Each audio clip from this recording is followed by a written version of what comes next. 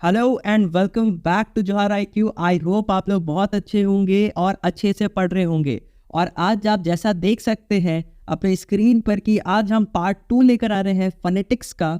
ठीक है, इसका पार्ट 1 ऑलरेडी करा दिया गया है, आप जाके यूट्यूब पे उसका वीडियो देख सकते हैं अगर आपने अभी तक नहीं देखा है तो।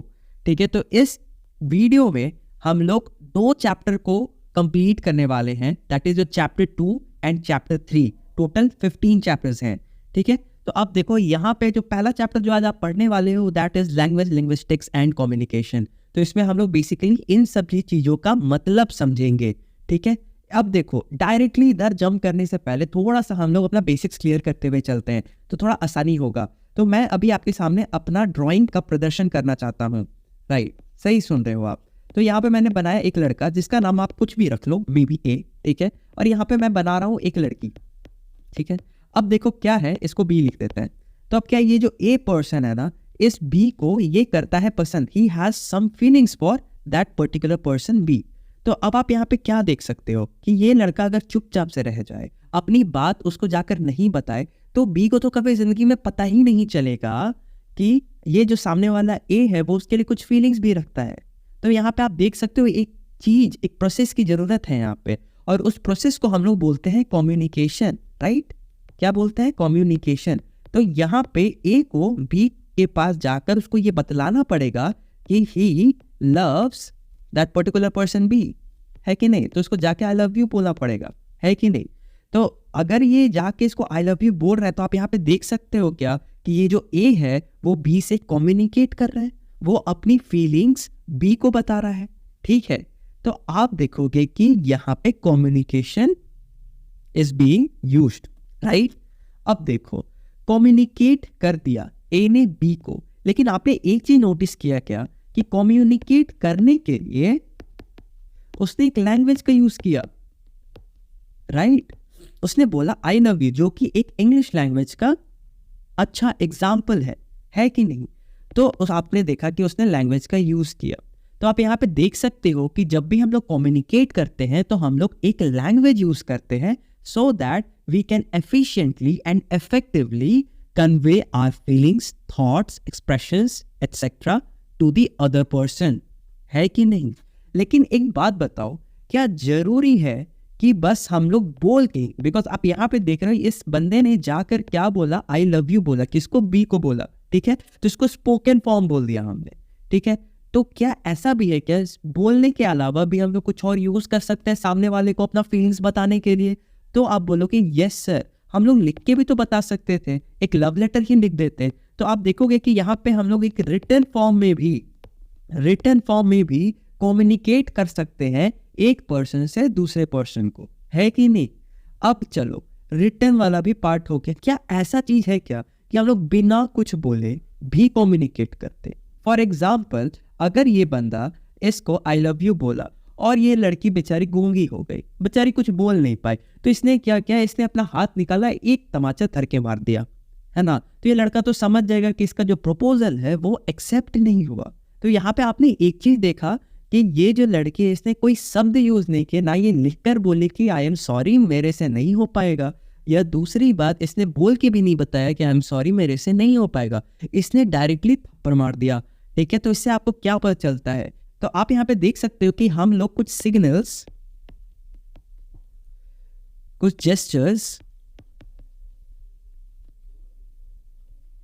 और कुछ एक्सप्रेशंस भी यूज करके सामने वाले से अपनी फीलिंग्स बता सकते हैं, या जो भी बात हमें कम्युनिकेट करनी है वो हम कर सकते हैं by using signals, gestures and expression. For example, बारिश का दिन था, आपकी मम्मी ने कहा था कि व्हाइट वाला जो शू है वो गंदा होकर नहीं आना चाहिए, मतलब एकदम साफ सुथरा रहना चाहिए। आप गए मिट्टी में खेले और वो व्हाइट शू गंदा हो गया। आप घर गए, मम्मी ने आपको बस एक बार प्यार से घूर दिया, तो आप समझ गए कि मम्मी जी जो है वो गुस्सा हो गई है। ठीक है, वो कैसे? आपने उनके एक्सप्रेशंस रीड किए। राइट, उन्होंने कुछ बोला नहीं, राइट, उन्होंने कुछ आपको लिख के नहीं दिया, लेकिन यहाँ पे फिर भी कम्युनिकेशन होता है और वो एक्सप्रेशंस के थ्रू होता है। ऐसे ही जब आप बात करते हैं, आप किसी को बाय कहते हैं या किसी को हाई कहते हैं तो आपने हाथ हिलाते हैं। ठीक है, तो यहाँ पे आप जेस्चर्स की यूज करते हैं। Plus signals. आप समझो मैन वर्सेस वाइल्ड देख रहे हो, तो आपने देखा वो बेयर ग्रिल्स को बहुत टाइम जब वो आइलैंड वगैरह में फंस जाता है तो वो आग वगैरह जलाता है कि सामने वाले को पता चल जाए कि कोई वहां पे फंसा हुआ है, ठीक है, उसको बोलते हैं सिग्नल्स। तो आप देखोगे कि कभी भी हमें कम्युनिकेट करना पड़ता है तो हम लोग स्पोकन लैंग्वेज यूज करते हैं, रिटन लैंग्वेज भी यूज कर सकते हैं, सिग्नल्स भी यूज कर सकते हैं, जेस्चर्स भी यूज कर सकते हैं और एक्सप्रेशंस भी यूज कर सकते हैं। मतलब with a language and without a language भी हम लोग कम्युनिकेट कर सकते हैं। तो हमने अभी तक कम्युनिकेशन देख लिया, हमने देख लिया लैंग्वेज, ठीक है। लेकिन एक बात बताओ, क्या सारे लैंग्वेज एक ही है? क्या हिंदी एक है? क्या इंग्लिश, हिंदी और जितने भी अदर लैंग्वेज क्या सारे एक हैं?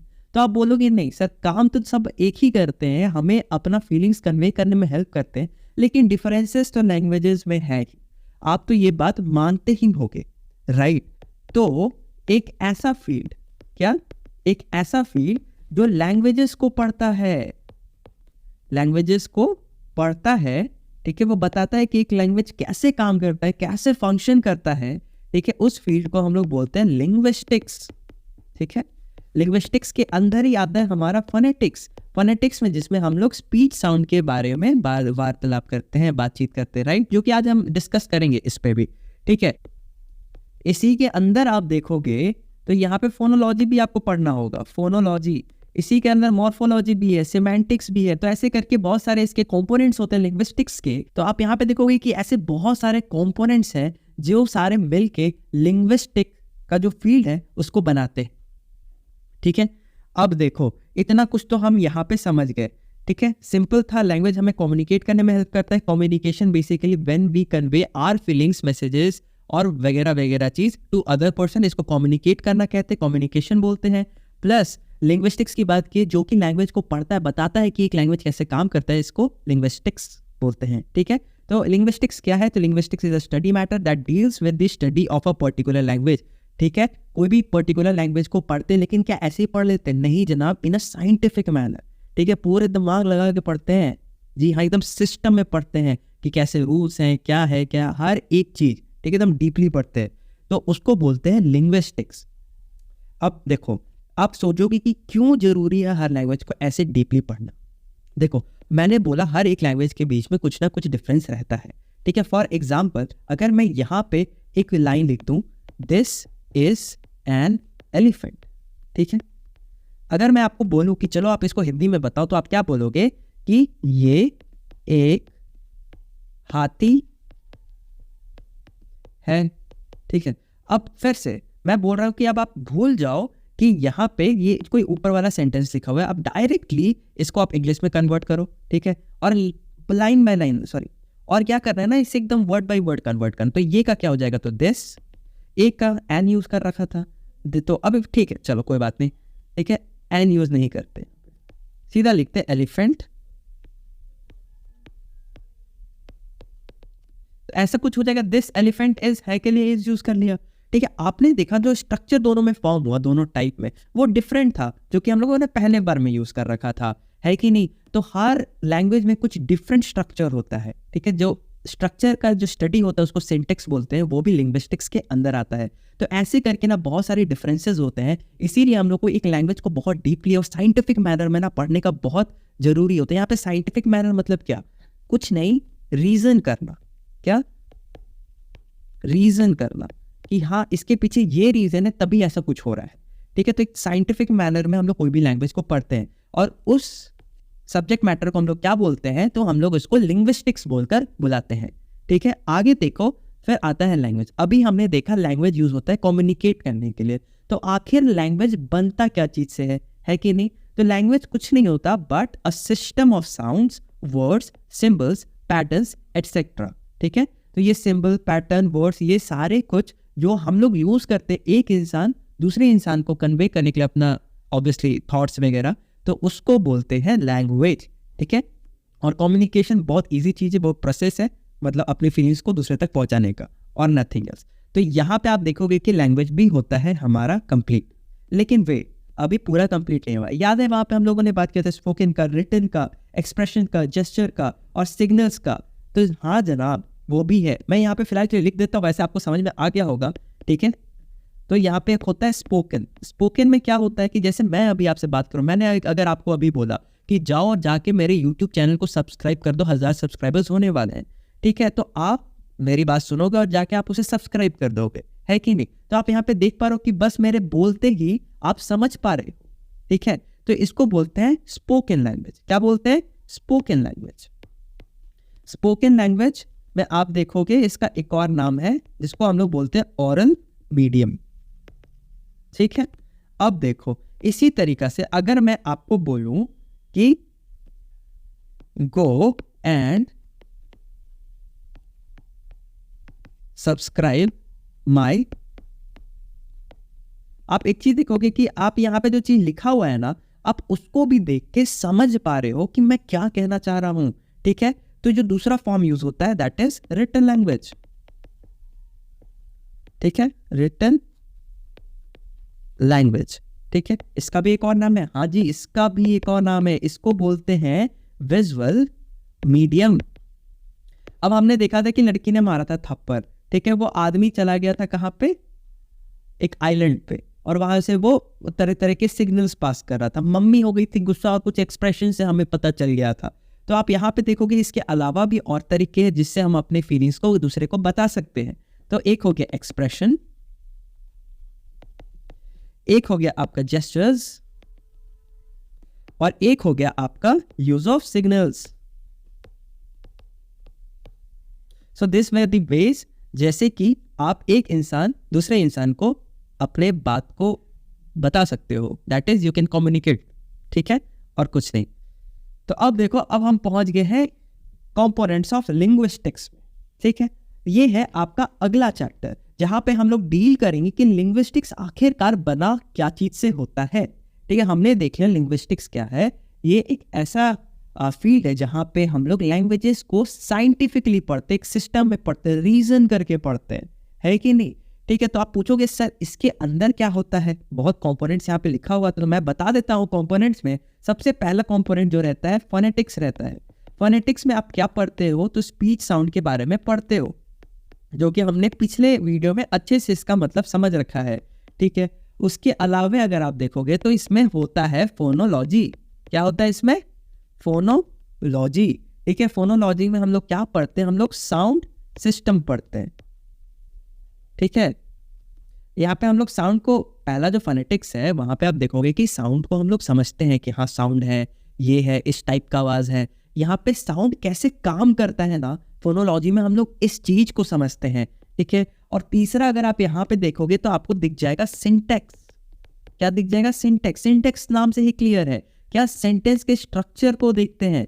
आप एक चीज देखोगे ना कि हर सेंटेंस में थोड़ा बहुत ऊपर नीचे रहता है डिफरेंस, ठीक है। तो सेंटेंस के स्ट्रक्चर को यहाँ पे देखते हैं। लेकिन इसके पहले एक और चीज वैसे लिखना चाहिए था मुझे, दैट इज मॉर्फोलॉजी। मॉर्फोलॉजी, ठीक है। तो मॉर्फोलॉजी में कुछ नहीं है, यहाँ पे हम लोग वर्ड्स देखेंगे। क्या देखेंगे? वर्ड्स को देखेंगे, ठीक है।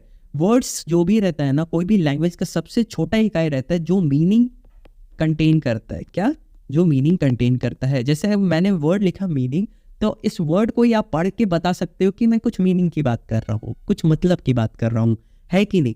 तो जो मॉर्फीम होता है, मॉर्फीम बेसिकली कहते हैं इन वर्ड्स को, ठीक है। लिख देता हूँ यहाँ पे, आप देख लो स्पेलिंग भी, मॉर्फीम, ठीक है। तो ये सबसे छोटा इकाई है जो मीनिंग कंटेन करता है। और एक और चीज है जिसको बोलते हैं सिमेंटिक्स। तो सिमेंटिक्स कुछ नहीं है बट ये बेसिकली ओवरऑल मीनिंग को स्टडी करता है कोई भी एक लैंग्वेज में। तो ये सारे हो गए कंपोनेंट्स आपके लिंग्विस्टिक्स, और इतना ही कुछ जानना था। लेकिन चलिए धीरे धीरे करके एक बार अच्छे से देख भी लेते हैं, ठीक है, राइट। तो देखो यहाँ पे phonetics is that component of linguistics that deals with speech sound. तो फोनेटिक्स बेसिकली वो कंपोनेंट है लिंग्विस्टिक का जो स्पीच साउंड से डील करता है, right. Very simple, self explanatory, और वैसे भी हम लोगों ने इसको पहले पढ़ रखा है। चलो एक कॉरेस्पॉन्डेंस की बात करते हैं। एक किताब में लिखा हुआ था, just try this, I wrote spoon, ठीक है। मैं पूछूंगा कि बताओ इसमें कितने अल्फाबेट्स हैं, तो आप बोलोगे सर इसमें टोटल 5 अल्फाबेट्स हैं, है कि नहीं।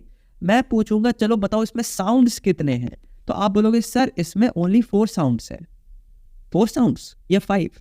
क्या आप भी अभी तक ये गलती करते थे कि ये जो साउंड है, जितना नंबर ऑफ अल्फाबेट्स आपने काउंट किया उतना ही साउंड भी बता दिया, 5 साउंड नहीं। इसलिए तो हम लोग फोनेटिक्स पढ़ते हैं, हमें यहाँ पे पता चलेगा कि नहीं यहाँ पे 4 साउंड यूज हो रहा है। फोनेटिक्स का यूज देख रहे हो, समझ में आ रहा है। देखो ये हो गया स्पून, तो यहाँ पे देखो ये जो डबल ओ वाला साइन है ये एक ही अपने यू और डबल डॉट से हो गया था काम, है कि नहीं। तो ये क्या हो गया, स्पून, राइट। तो यहाँ पे देखो कितने साउंड यूज कर रहे हैं हम लोग, 4 साउंड। इसलिए मैंने बोला कि स्पीच साउंड को पढ़ता है क्या, फोनेटिक्स, है कि नहीं। तो आप यहाँ पे देखोगे कि यहाँ पे तो 5 है अल्फाबेट्स, लेकिन साउंड कितने हैं, तो 4 ही है। यहाँ पे आप देखोगे कि दोनों के बीच में कोई मेल नहीं है, राइट, कोई कॉरेस्पॉन्डेंस नहीं, कोई कॉरेस्पॉन्डेंस नहीं है दोनों। तो ऐसे बहुत सारे वर्ड्स हैं इंग्लिश में, ठीक है। अब देखो इसके अलावे भी कुछ कुछ वर्ड ऐसे हैं, जैसे कि आई रोट बैट, जिसमें आप देखोगे कि अल्फाबेट्स कितने हैं तो बोलोगे 3, साउंड्स कितने तो वो भी बोलोगे 3, BAT बैट। तो ऐसे भी कुछ कुछ वर्ड्स हैं, ठीक है। तो यहाँ पे बस आपको इतना समझना था कि अल्फाबेट्स एंड साउंड दोनों के बीच में बहुत टाइम ऐसा होता है कि कॉरेस्पॉन्डेंस नहीं बन पाता है, ठीक। और जो फोनेटिक्स है, जो साउंड को स्टडी करता है, ठीक है, उसके थ्रू हमें ये बात पता लगता है। बाकी और एक और बात, पिछले क्लास में भी हमने देखा था कि फोनेटिक्स को हम लोग डिफरेंट एरियाज में डिवाइड कर सकते हैं, राइट। पहला आर्टिकुलेटर्स के बारे में हम लोगों ने बात किया था, आर्टिकुलेशन के बारे में, राइट, प्रोडक्शन ऑफ साउंड के बारे में बात किया था, है ना। तो articulation and production of sound, production of sound, तो ये एक एरिया हो गया जो कि हम लोग इंग्लिश में देखते थे। अब बात आता है फिजिक्स वाले, याद है ट्रांसमिट करता था साउंड, वेव के फॉर्म में ट्रैवल करता था, ठीक है, तो ये हो गया ट्रांसमिशन। और उसके बाद याद है बायोलॉजी में हम लोग कान का प्रयोग करते हैं, ईयर्स यूज करते हैं, ठीक है। तो यहाँ पे हम लोग रिसीव करने वाला जितना भी काम रहेगा उससे डील करेंगे, रिसीविंग ऑफ साउंड से डील करते हैं, ठीक है। फोनेटिक्स इसके अलावा एक और काम करता है, क्या, ये स्पीच साउंड को डिवाइड करता है वॉवेल्स एंड कॉन्सोनेंट्स और बताता है दोनों के बीच में डिफरेंसेस भी क्या है, ठीक है। तो वॉवेल्स यहीं पे लिख देता हूं, यहाँ पे नहीं, चलो। तो वॉवेल्स और कॉन्सोनेंट्स के बीच में डिफरेंसेस बताता है, ठीक है। तो ये था हमारा छोटा सा फोनेटिक्स। अब आगे देखते हैं फोनोलॉजी। आखिर फोनोलॉजी क्या है, हमने अभी जस्ट देखा कि फोनेटिक्स में हम लोग स्पीच साउंड को सेग्रीगेट कर रहे थे। अब यहीं पे फोनोलॉजी में हम लोग उस साउंड का एक लैंग्वेज में क्या फंक्शन है उसको समझते हैं, है कि नहीं। चलो सबसे पहले एक प्यारा सा एग्जांपल ले लेते हैं। हम मुझे बताओ ये जो एफ है, ठीक है, क्या हिंदी में कोई इसका कॉरेस्पॉन्डिंग कॉन्सोनेंट साउंड है, तो आप बोलोगे नहीं है फ, गलत बात, फ है, एफ नहीं है।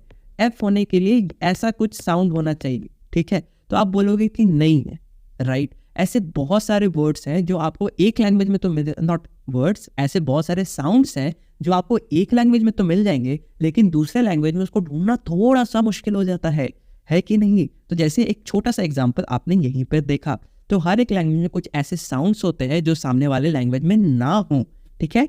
तो हर एक अपना लैंग्वेज का अपना सिलेक्शन ऑफ साउंड्स होता है, अपना साउंड्स होता है, ठीक है। तो selection of sounds, selection of sounds. अब हम लोग देखते हैं ऑर्गेनाइजेशन ऑफ साउंड। पूछोगे sir what is organization of sound, पहले लिख देता हूं ऑर्गेनाइजेशन ऑफ साउंड्स। हर एक लैंग्वेज को साउंड्स को ऑर्गेनाइज करने का भी एक अपना तरीका होता है, ठीक है। फॉर एग्जांपल अगर मैं बात करूं, क्या एस साउंड और के साउंड दोनों हिंदी में मौजूद हैं, तो आप बोलोगे है सर, स और क, मतलब एग्जैक्टली तो नहीं है बट हाँ है, ठीक है। तो दोनों में ऐसे कोई सिमिलर से साउंड हैं। लेकिन मैं आपको बोलता हूँ कि इंग्लिश में मैंने एक वर्ड आराम से लिख दिया स्काई, जिसमें आप देखोगे कि एस यूज़ किया, के यूज़ किया और वाई यूज़ किया, राइट। एस के साउंड दोनों साथ में यूज़ किया। मैं आपको चैलेंज करता हूँ कि आप हिंदी में एक ऐसा वर्ड लिख दो, ठीक है, जिसमें एस और के साउंड दोनों साथ में यूज हो और बीच में आप एक भी वॉवल साउंड यूज नहीं कर रहे हो, कोई आ की मात्रा, ई की मात्रा, ओ की मात्रा यूज नहीं कर रहे हो, ठीक है। अगर आपके पास कोई ऐसा वर्ड है तो प्लीज आप कमेंट में लिख के जरूर बताना, ठीक है। तो आप जब हिंदी में ये चीज ट्राई करोगे तो आपको ऐसा वर्ड मिलना एकदम इम्पॉसिबल जैसा हो जाएगा, ठीक है। लेकिन अगर आप इंग्लिश में बात करोगे तो कुछ कुछ ऐसे भी हैं, ठीक है, जैसे कि एक वर्ड है स्क्रू, जहाँ पे आप देखोगे कि एस यूज हुआ, सी यूज हुआ, आर यूज हुआ, यहाँ पे 3 वर्ड कॉन्सोनेंट साउंड के थे, उसके बाद एक वॉवेल यूज होता है और उसके बाद डब्ल्यू आता है, ठीक है। लेकिन आप जब हिंदी में कोई भी ऐसा चीज़ लिखने की कोशिश करोगे तो आपको वॉवल साउंड ना यूज़ करना ही पड़ेगा, ठीक है, स्टार्ट करने के लिए खासकर। तो इंग्लिश एक ऐसा लैंग्वेज है जो आपको 3 कॉन्सोनेंट साउंड के साथ कोई भी वर्ड को स्टार्ट करने में करने के लिए अनुमति देता है, जो कि हिंदी जैसा लैंग्वेज नहीं देता है, ठीक है। और इसमें हमने ऑलरेडी देखा कि बहुत सारे साउंड्स में मिसिंग थे, राइट। तो आप यहाँ पे एक चीज़ देख सकते हो कि हर एक लैंग्वेज का अपना एक तरीका होता है साउंड को ऑर्गेनाइज करने का। हिंदी का अपना तरीका है और आप वही चीज़ देख पाओगे कि इंग्लिश का अपना तरीका, ठीक है। तो ये हो गया हमारा फोनोलॉजी। अब देखते हैं फनीम। फनीम क्या है, राइट। तो सबसे छोटा यूनिट ऑफ साउंड, ठीक है, क्या बोलते हैं, यूनिट ऑफ साउंड। अभी हमने पता किया कि साउंड कैसे काम करता है एक लैंग्वेज में, वो हमने देखा फोनोलॉजी में। लेकिन अगर मैं बोलूं बैट, ठीक है, तो बैट में आप यहाँ पे क्या देख सकते हो, ये जो बी है, ठीक है, ये जो बी है that is nothing but a phoneme, smallest unit of sound, ठीक है। तो बी हो गया, यहाँ पे ए भी एक फनीम है, यहाँ पे टी भी एक फनीम है, राइट। तो ये हो गया, छोटा सा था फनीम, यूनिट साउंड, ऑफ नहीं होगा, यूनिट साउंड, ठीक है। अब देखो, अब आते हैं मॉर्फोलॉजी में। मैंने अभी आपको बताया मॉर्फोलॉजी में हम लोग मॉर्फीम नाम का एक वर्ड सुने थे थोड़ी देर पहले, मैं लिख देता हूँ यहाँ पे, मॉर्फीम, है कि नहीं। मॉर्फीम में आपने क्या देखा था, इससे हमने समझा कि ये एक सबसे छोटा इकाई है किसी भी लैंग्वेज का, सबसे छोटा यूनिट है लैंग्वेज का, ठीक है, जिसमें मीनिंग हो, राइट। जैसे मैंने अभी यूज किया था वर्ड लव, तो लव में आप देख सकते हो कि इसका अपना एक मीनिंग है, प्यार, मोहब्बत, ये मीनिंग है इसका, है कि नहीं। नाउ सी, तो मॉर्फोलॉजी क्या है, तो it deals with the smallest unit of language that carries meaning. सबसे छोटा unit of language that carries meaning, the smallest unit of the language is known as morpheme. जिसका मीनिंग हो, यहाँ पे ये मिसिंग है, जिसका मीनिंग हो उसको मॉर्फीम बोलते हैं। कोई भी एक वर्ड उठा लो दैट इज योर मॉर्फीम। तो ये मॉर्फोलॉजी का काम भी हो गया। नाउ सी सिंटैक्स क्या होता है। Syntax is very simple, it deals with the structure of a sentence in a language, ठीक है। अब बताओ भाई, मैं एक सिंपल से एग्जांपल दे देता हूँ, subject plus is am are plus V1 plus ING plus object, ठीक है। अब मैंने कुछ ऐसा लिख दिया आपके सामने, तो आप समझ जाओगे कि ये इंग्लिश का स्ट्रक्चर है, इंग्लिश का, राइट। ये प्रेजेंट कॉन्टिन्यूअस का स्ट्रक्चर है, ठीक है। तो ये बेसिकली सेंटेंस में आप कोई भी सेंटेंस का स्ट्रक्चर्स बेसिकली देखते हो, क्योंकि हर लैंग्वेज में कुछ अलग अलग स्ट्रक्चर्स यूज होते हैं।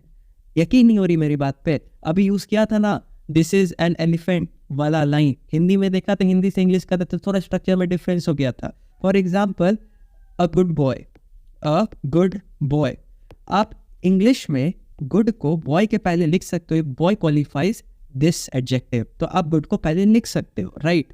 लेकिन जब आप अरेबिक में सेम चीज लिखने जाओगे तो कभी भी आप गुड को नाउन के पहले नहीं लिख सकते, and you have to write a boy good. समझ में आया।